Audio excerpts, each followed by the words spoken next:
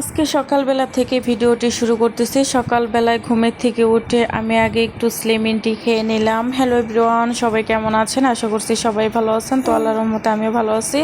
আর কালকে রাত্রে দেখতেই পাচ্ছেন এইখানে সব প্লেট বাসন রেখে দিছি, প্রচুর ময়লা হয়ে আছে, এগুলা রাত্রেবেলায় আর ধুই নাই, ওইভাবে রেখে দিছিলাম।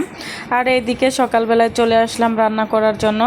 এখানে আমি হচ্ছে এই যে আগে স্লিমিং টিটা খেয়ে নিয়েছি, দেখলেন আপনারা। আর এখানে হচ্ছে আমি আজকে পুটল আর চিচিঙ্গা দুইটা অ্যাডজাস্ট করে ডিম দিয়ে ভাজি করব। আজকে শুধু ডিম দিয়েই মানে সব কিছু হবে। ডিম দিয়ে, চিচিঙ্গা দিয়ে আর হচ্ছে পুটল দিয়ে ভাজি করেছি। আর একদিকে হচ্ছে আজকে আমি ডিম ভুনা করে নিয়েছি, মানে আজকে শুধু আমরা ডিম দিয়েই খাবার টাবারটা খেয়ে নিয়েছি। এদিকে ফার্স্টে হচ্ছে আমি আগে পুটলগুলো সুন্দরভাবে কেটে নিচ্ছিলাম, কারণ এগুলা হচ্ছে চোচা ছাড়িয়ে না কাটলে মানে একদমই ভালো হয় না।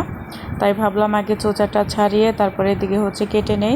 তো এইদিকে হচ্ছে এই যে অনেক সুন্দরভাবে আমি পটলটা কুচি কুচি করে একবারে কেটে নিলাম। তো কেটে নেওয়ার পর এই যে দেখতেই পাচ্ছেন, আর এটা কাটতে গিয়ে তো একদমই আমার মহাযুদ্ধ লেগে গেছিলো, মানে পটল কাটতে গেলে আমার হাত একদমই হচ্ছে অবশ হয়ে যায়।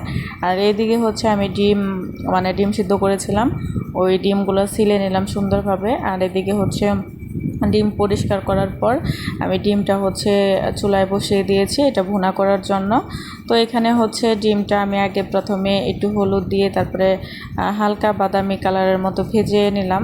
তো ভেজে নেওয়ার পর আমি হচ্ছে আজকে ডিম ভুনা করব, তার জন্য হচ্ছে হালকা একটু পেঁয়াজ আর কাঁচামরিচ দিয়ে নিলাম আর একটু হলুদ দিয়ে নিলাম। মানে আমি আজকে হচ্ছে সব মশলাগুলো হচ্ছে পেঁয়াজের মধ্যে দিয়ে নিয়েছি। আর এদিকে হচ্ছে সুন্দরভাবে একটু নাড়াচাড়া দিয়ে তারপরে ভাবলাম আর একটু পানি দিয়ে নেই, মানে এটার মধ্যেই হচ্ছে আমি ডিম দেওয়ার পরে একটু পানি দিয়ে নেব। তো পানি দেওয়ার পরে কিছুক্ষণ একটু ভালোভাবে রান্না করে নেব।